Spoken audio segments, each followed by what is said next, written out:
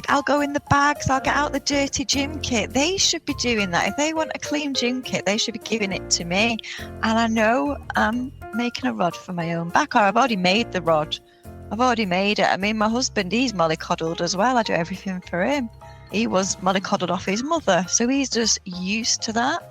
Should I be pushing them more? Am I mollycoddling them? We definitely have discussions about that as parents. It's like, should we force the kids to do something which is totally not our style? We worry that not forcing them to do something is mollycoddling to some extent. It's like, just giving them a bit of taste of reality is how society often thinks. But at the same time, we feel very uncomfortable doing that because we know that could have quite serious impact. We had a whole spanking conversation around the dinner table not too long ago, and they're all of the opinion that they would spank their own kids. They think that they're looking around at their peers and at kids that are coming up, and they're like, those kids need spanking, so we need to bring it back. And that it was generally done in a positive way that helped them get themselves into line. And that the goal of discipline in our home was self-discipline. I would say, look, if you can get yourself under control, then I don't have to control you. I don't really want to control you. I want you to be the kind of human being that can control yourself. So if you can get yourself under control, then I don't need to use a heavy hand. That was Nicola, Rosie and Tanya from the last Parents Who Think debate on Are We Creating Mollycoddle Kids? One parent is all about teaching self-control and discipline as their holy grail. And another is setting their own standards for what mollycoddling means to protect their kids' mental health. And the third parent is a one-person concierge for their younger two, but didn't mollycoddle their older kids. Not one bit.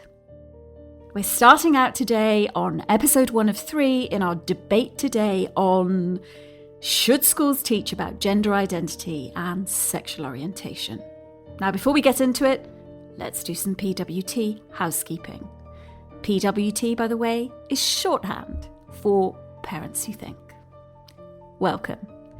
I'm Danusia Malina-Derben.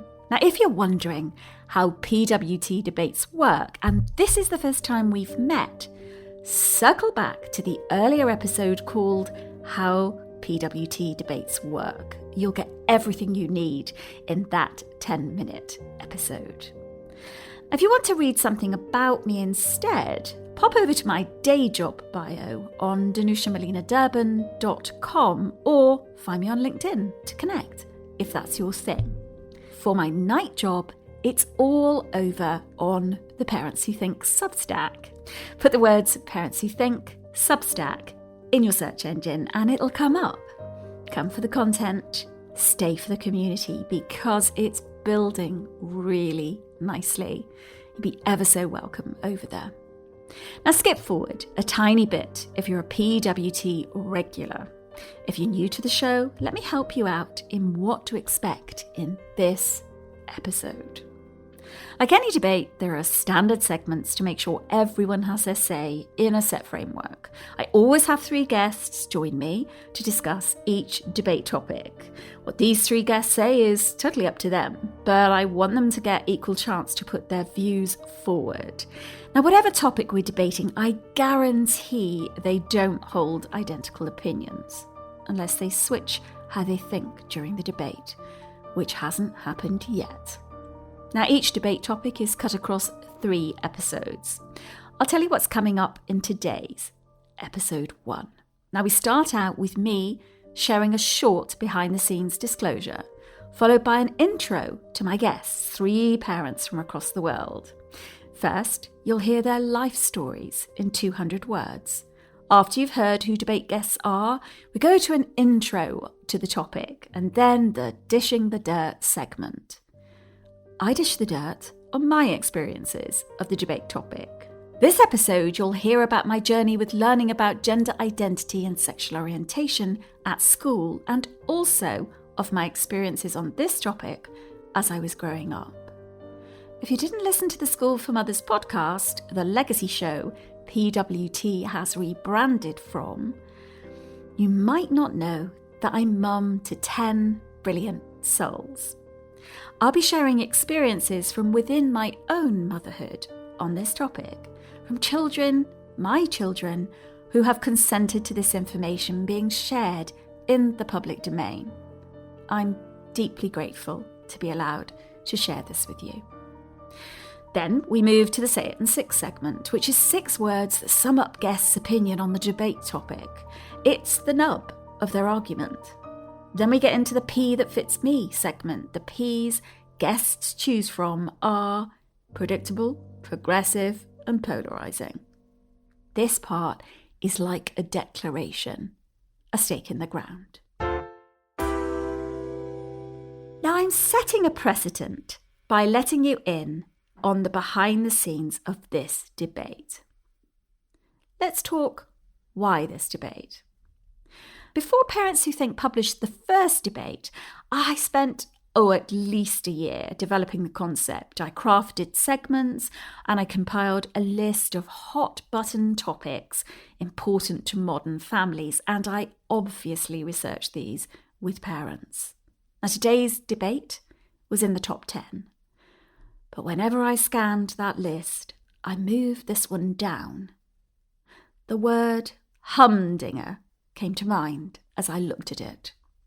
A few weeks ago, though, I pulled it up and I knew I had to record on this as soon as possible.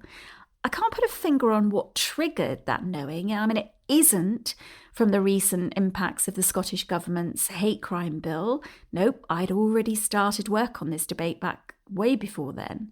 It was more about what feels right in the flow of topics. Having heard guests from the first debates, I felt we needed this one now. So there's that.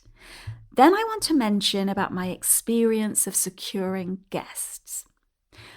I recorded more than 250 interviews in hosting the School for Mothers podcast, so my guest roster is rich. Scroll back in Parents Who Think and you'll find those episodes. Yeah, you can go listen to them. But this debate topic made getting guests tough. That is an understatement. When I reached out into my network, I had yes guests everywhere. Guests saying yes because they believe yes is right.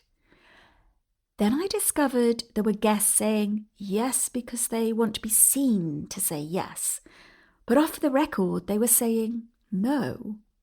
These were guests who were no's in private, but would only say yes publicly. Now, these parents couldn't become Parents Who Think guests for this debate topic. Then there's the no's. I had countless conversations with parents who feel strongly that no, school should not teach about gender identity and sexual orientation. Would they air these views? Nope, they wouldn't, for fear of reprisals, for fear of job losses, and for the simple reason they felt they would be cast as something they don't feel they are: bigots. I'm thankful to my 3 guests today. One has been given a pseudonym because they felt this would protect their children. All 3 parents are professionals, but they address this topic not as experts in the field, but from first-person experience. They get up in the morning, they parent, they think about this topic. They parent, they go to bed. This will be an imperfect conversation between perfectly imperfect humans. All of us. This difficult debate lets us in on their truths as parents today. Here they are: Jane, Amy, and Virginia. I'm a mother of 4 neurodivergent children, aged between 29 and 13. I wish to remain anonymous to protect my children. I'm a white, cis European woman, which comes with privilege. I'm passionate about diversity and inclusion, and it informs a lot of what I do. I would love to be a better ally to marginalized groups, and I'm learning every day how to be more inclusive.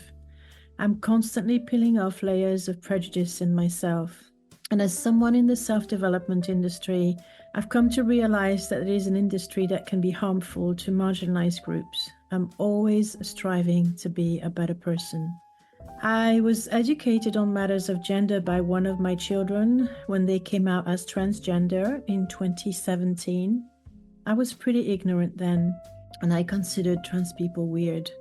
I have since radically changed my point of view and educated myself on gender identity, which is just as well because another one of my children came out as non-binary in 2022. As a parent, I'm constantly fighting a world that is not safe for my children. I am Amy. I am a radical change agent who seems to have spent her life changing organisations and individuals, disrupting, being the agitator, and putting in strategic change programmes around health, mental health and women's health. I've done a lot on women's health and women's life stages, and as a mum of two, I think radically about how I want to raise my children and what I want them to be exposed to and what I want to teach them in life, what skills they need for the future.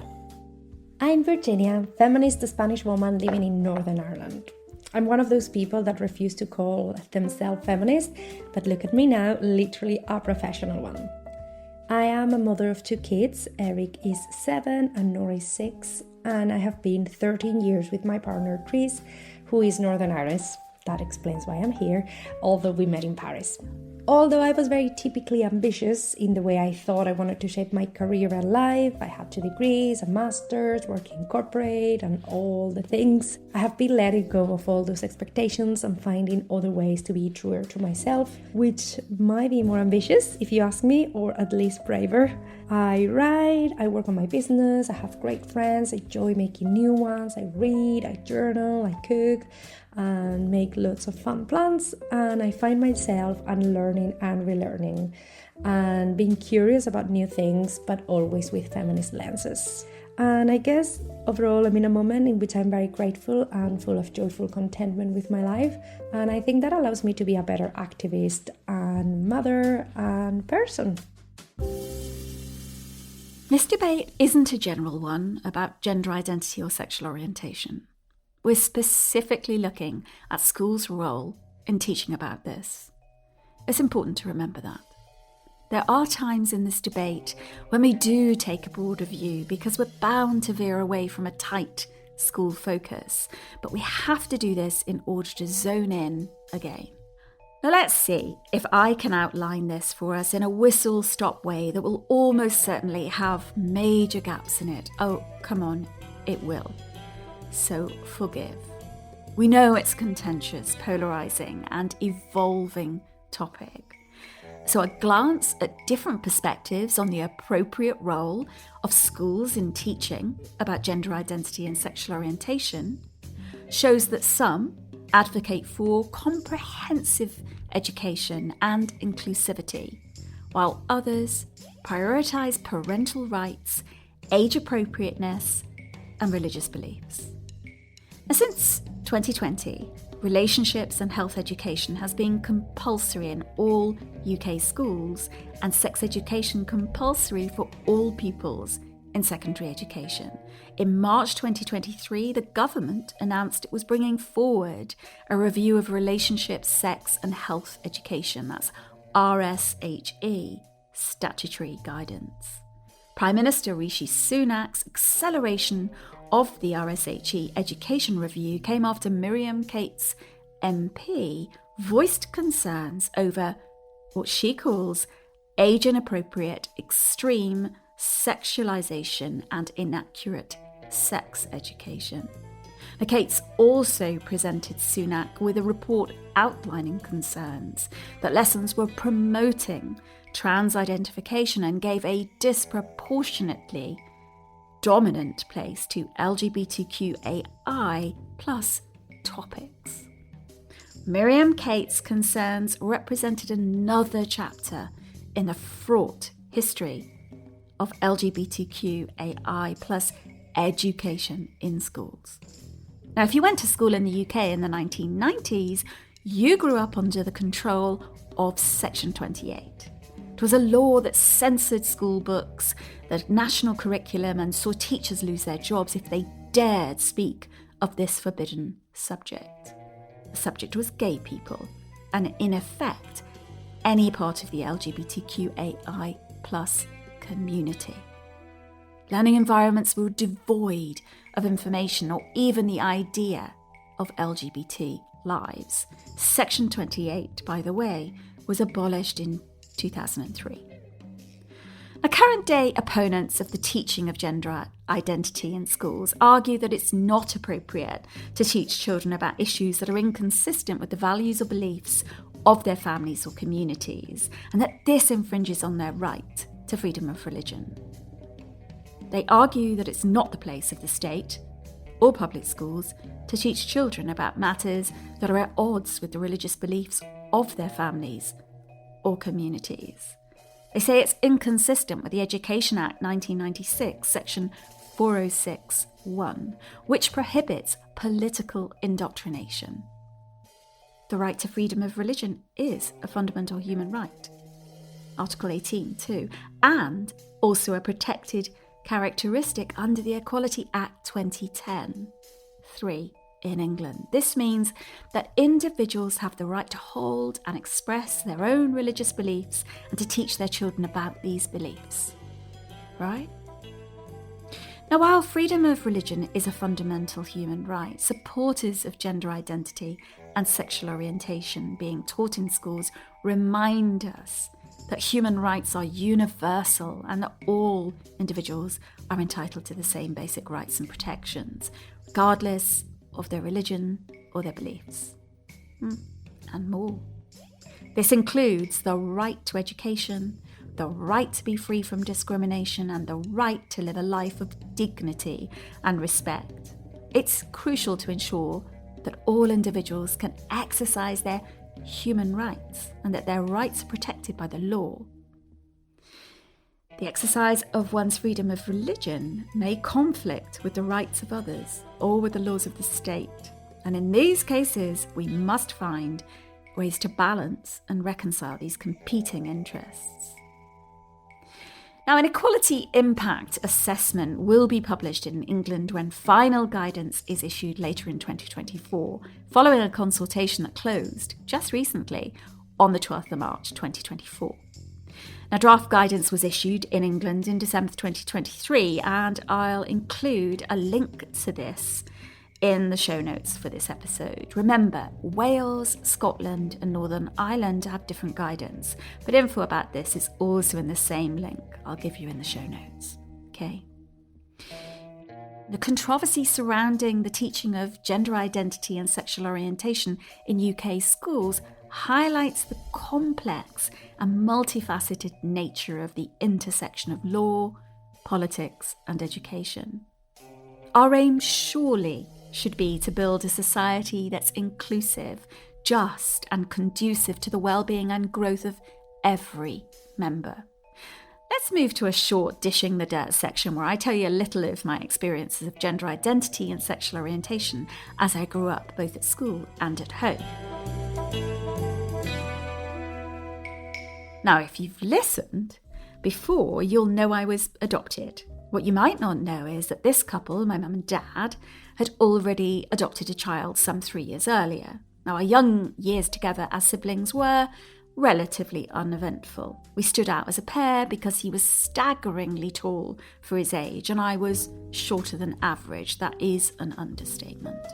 As adults, he's reached 6'6" and I'm a shade over 5 foot. We went to single-sex Catholic schools. Mine was a convent school with the majority of the nuns dressed in wimples. Now, at around 12 years old, the form teacher told me, and my form, that we were to have a special film show that week. It turned out to be the solitary sex education session we'd get. We assembled with girls from older years in the school hall, ready for what would turn out to be a narrated film with diagrams of male and female anatomy. There was no mention of sex itself, but descriptions of procreation that left the actual mechanics up to our imagination. My mother had already told me about sex in a functional way, and I found out I was the only girl in my form who had accurate information. But the films in that school hall weren't over. They told us, the nuns, to all settle down and to watch hard. This was a film taking us inside an abortion clinic. I won't describe what we all saw that day because it was inhumane. Several girls fainted, one vomited in her lap. No one felt able to leave.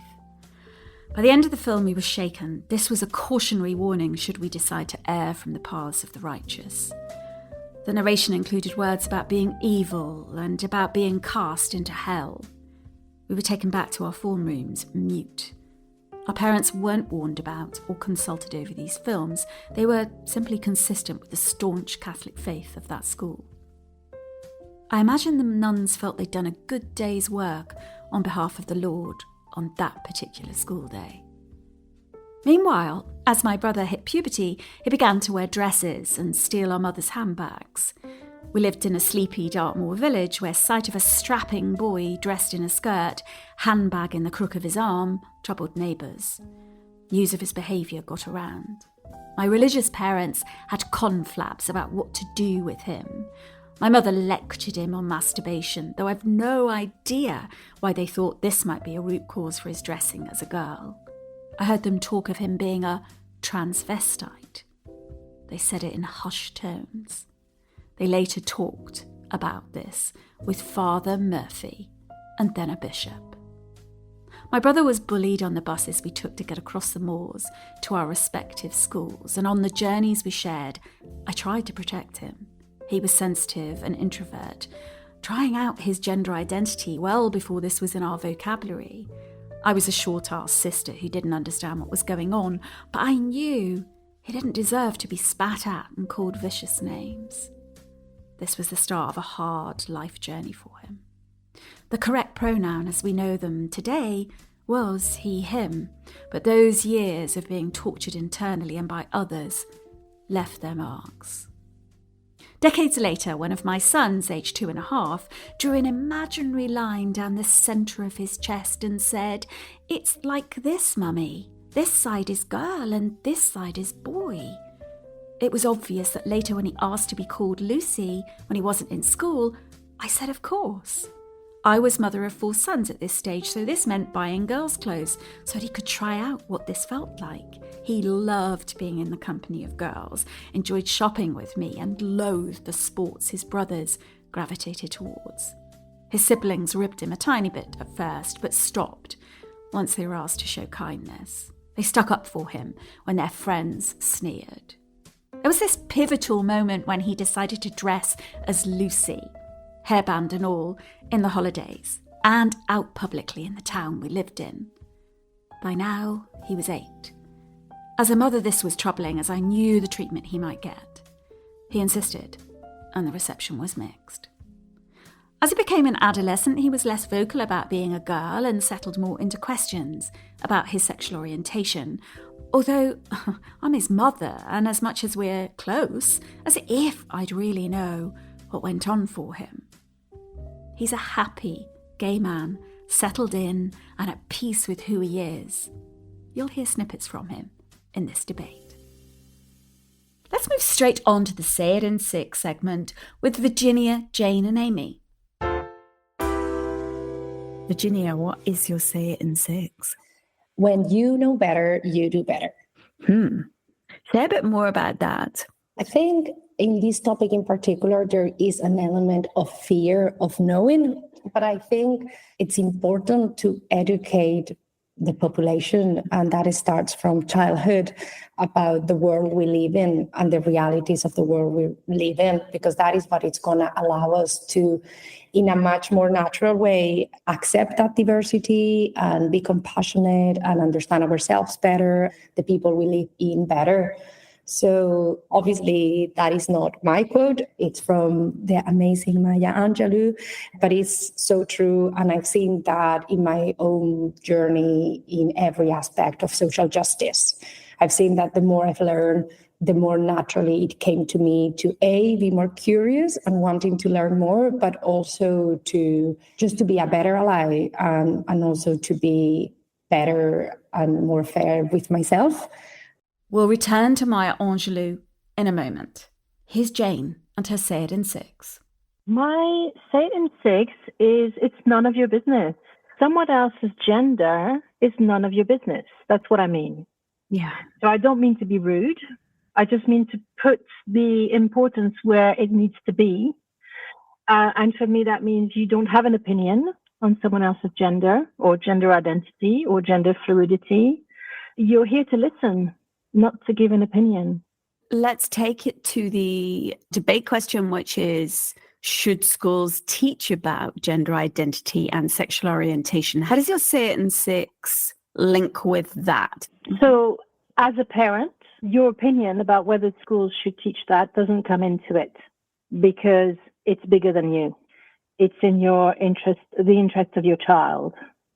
And whatever opinions and sensitivity you might have around that topic could actually be incredibly toxic for your child if they don't conform with your beliefs and opinions. And your child needs to have representation in school for the things they might be feeling inside for which they don't have a language because you didn't give it to them. So you're saying that it's none of your business, but it is someone's business, your child's business, yeah? Yes. I would say they need in school to be given the vocabulary and the education so that they can know what their gender or sexual orientation is when the time comes. Because as a parent, you're probably not equipped to support them with that, especially if you have very strong opinions about gender, especially if you're a very binary person, which most of us are. The Maya Angelou quote Virginia mentioned is this: do the best you can until you know better. Then, when you know better, do better. Here's Virginia again. Well, Maya is a Black writer, poet, and activist. And yeah, she dedicated a lot of her life to civil rights activism and feminism and a lot of important battles, but always from a space of compassion and inviting of conversations and inviting people, to, okay, just get it from here. What is next? How can you just join the fight from now? Feminism shows up in Virginia's life story and in her Say It in 6. How important is feminism to you? It's key not only as part of my career. A friend of mine described me once as a professional feminist, and I've been using that title because it's the coolest. But also, I think it permeates everything I do in life. So the way I parent, the way I have my relationship, my friendships, probably most importantly, my relationship with myself. Well, you weren't always a feminist, though, were you? No. I was one of those people that hated the word feminist and was convinced that that was not for me, that I was victimist, that we just needed to work harder, that it was not okay to have different roles and they were all important. It comes back to that piece of information. My father-in-law told me once, Virginia, of course you're a feminist. Every decent person is. And I just went and researched, I'm going to prove him wrong. It was very academic. I'm going to prove him wrong. I'm going to show him all the ways I'm not and why it doesn't make sense. And then I started researching and I was like, well, okay, of course I believe in that. Well, fine. If that's what they mean, sure, I can agree on this part. So I started, I guess, a journey on a feminist path.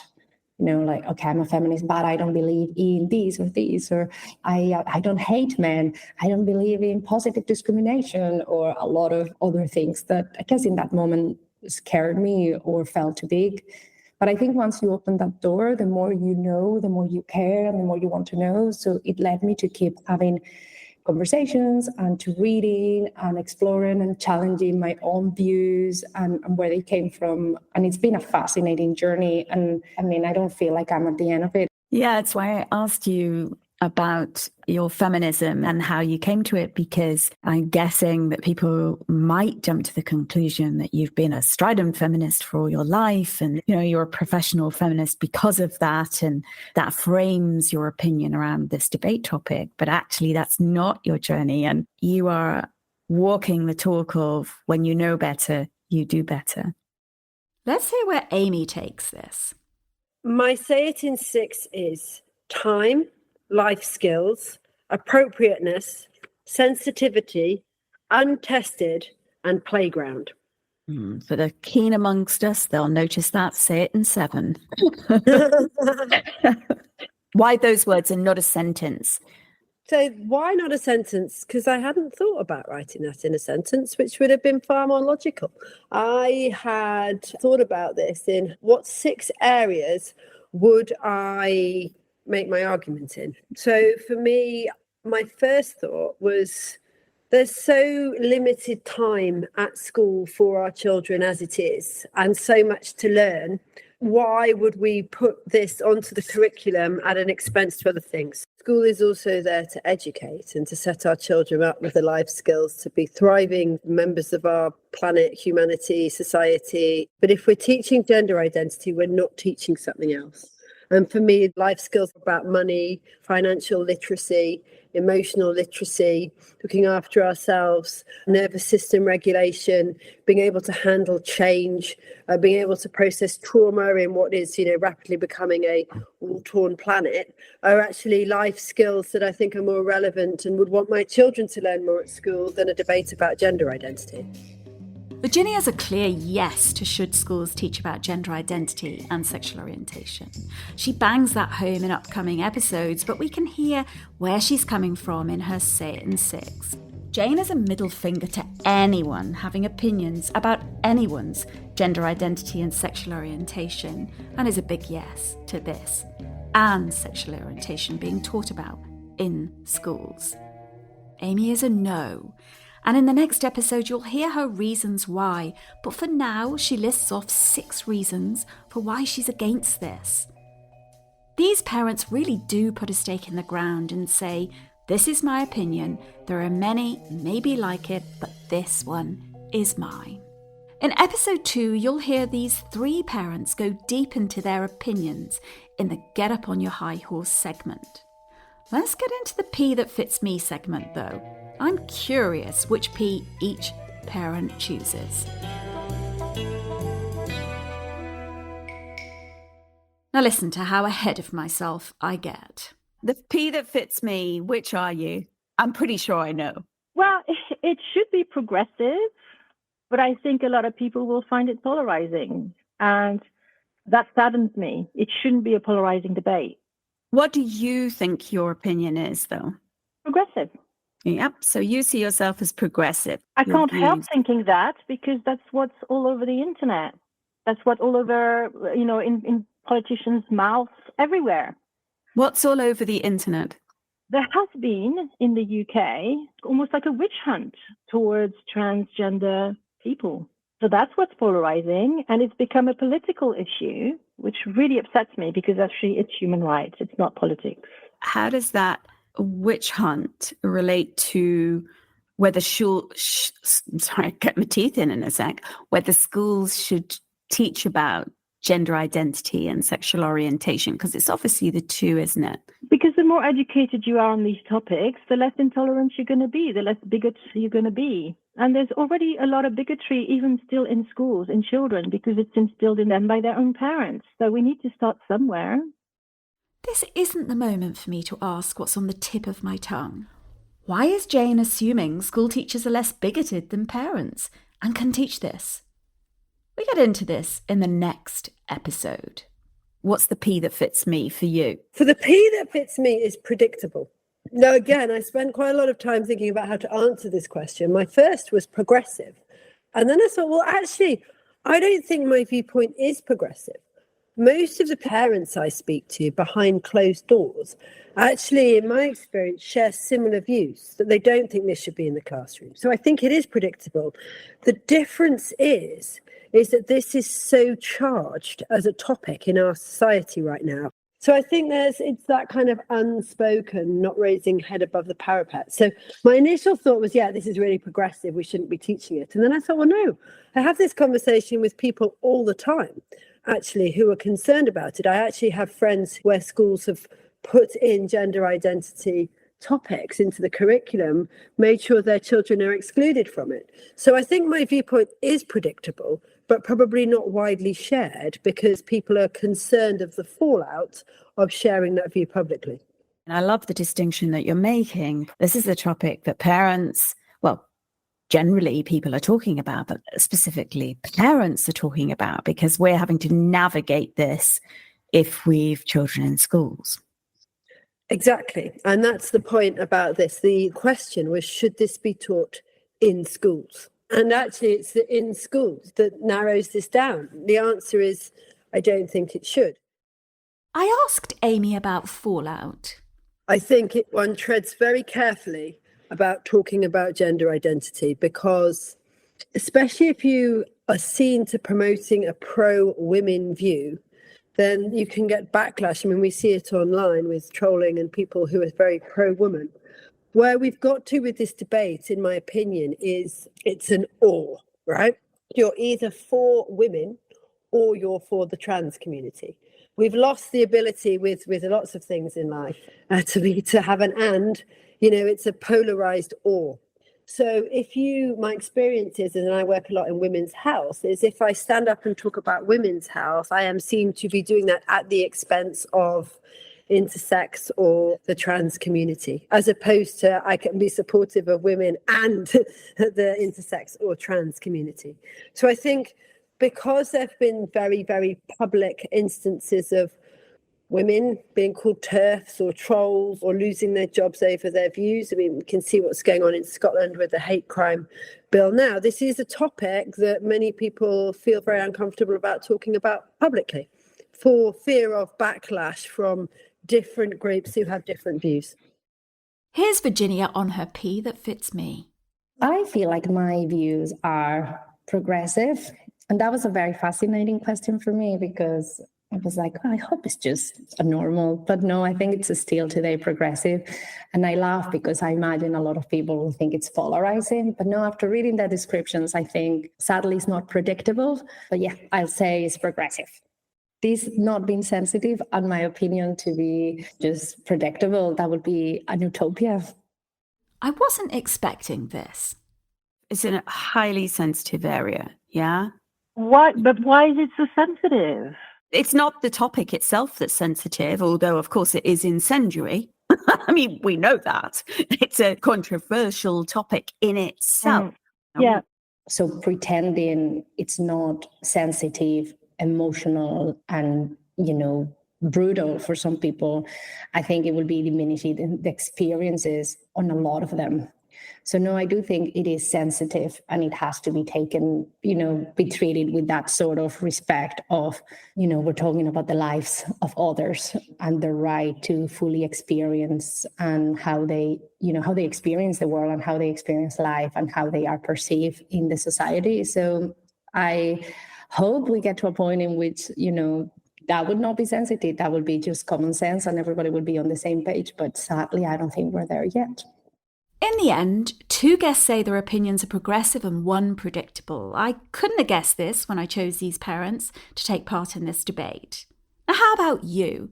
Have a think about your opinion and whether you think it's predictable, progressive, or polarizing. What about your close friends? How about their opinions? I'm starting Substack chats where you can have your say on debate topics. I'd love you to join me. Come and have your say. Before we go, I wanted to get a handle on how my guests define gender identity, sexual orientation, and non-binary. We're talking definitions.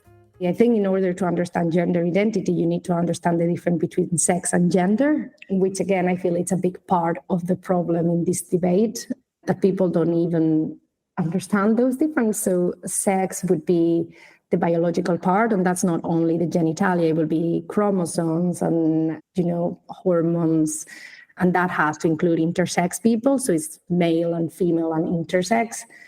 And then gender is a social construct, so it's about the way the world and the way society and the way we express how we feel and who we are and the way the world treats us, and it's all that societal part of it. Again, and gender is not the same, and it's not expressed the same or perceived the same in different cultures, in different ages. I asked Amy to define gender identity. That's a very interesting question, and my lens on this, because of my work, I've worked in and around women's health for 20 years, is when you talk about gender identity, for me, it comes through the discussion around trans women. But that's because of my lens and the work and the way that this has sort of interacted with my life. Gender identity was how you feel in your body and how you present that, whereas sexual orientation is who you're attracted to. But I do understand that there's kind of continuums and that this is highly linked as an identity. Here's Jane on definitions. So I'm not sure I'm going to use the right words because I'm not educated in the term that I haven't done a degree on gender at uni, which I'd love to do actually when I have the time. But from what I understand, gender identity is how you see yourself in terms on the gender spectrum, which is a spectrum, whereas sexual orientation is who you are sexually attracted to. So completely different. And that's also why I think that actual gender identity could be taught very easily in primary schools, whereas the sexual orientation thing, if people feel that maybe that might be an issue at that level, it could be left for later on. Virginia chimes in and it seems we've agreement. Maybe. So sexual orientation is who you are sexually or romantically attracted to. So you can be attracted to people of the same, sex or gender than you, or opposite, or completely, or more fluid and include more people. And again, it's all about people, I think, get very stuck into the language, and the language change, and different people feel aligned with different words, or, bisexual or pansexual or straight or gay or wherever. But basically it's about who are you romantically or sexually attracted to. What does non-binary mean to you? Okay, so I'm just choosing my words so I don't come across terribly here, Danusia. So my understanding of non-binary, so non-binary is, So my understanding of non-binary is that it's a continuum between the two genders of man and woman. I have to confess myself, and this is another reason why I'm cautious of this in schools, of not being really clear in my head of the difference between, the LGBTQA+, what the differences between non-binary, queer, the pluses are, in a way that I feel I can confidently articulate that to my children. Now, if I was ever in a situation where they asked me, then I'd go and look it up with them and we'd have this discussion together. But for me, the non-binary is somebody who doesn't identify as either gender, but that is somewhere in the middle. So non-binary people is people that are not either women or men, and they just do not conform or identify or are or lived as any of those categories. So I believe there's a lot of space to broaden the box of womanhood and broaden the box of manhood. And yet there will be still people that is like, that's fantastic. I'm none of those. So I think we have a problem of very tight boxes, but also a problem of not wanting people to, not listening to people when they tell us who they are. So non-binary people is just that, people that are not women or men. So that's something that I struggled with for a very long time, until one of my children came out as non-binary. And basically it's, I don't want to identify as either male or female. And I might identify as male one day or female another day, or decide never to identify with either. And you're just going to have to give me the freedom to be exactly who I am. And one of my favorite non-binary public person is actually one of the members of Queer Eye, Jonathan Van Ness. He did a whole episode that actually my youngest non-binary child told me everybody should watch, because she absolutely loved it when we watched it together. And it's called Can We Say Bye-Bye to the Binary? Because it's not harming just non-binary people or LGBT people. It's harming all of us. I hope you'll join me in episode 2 when we hear these 3 parents get up on their high horse about why they think schools should or should not teach about gender identity and sexual orientation. Thanks for listening to this episode of Parents Who Think.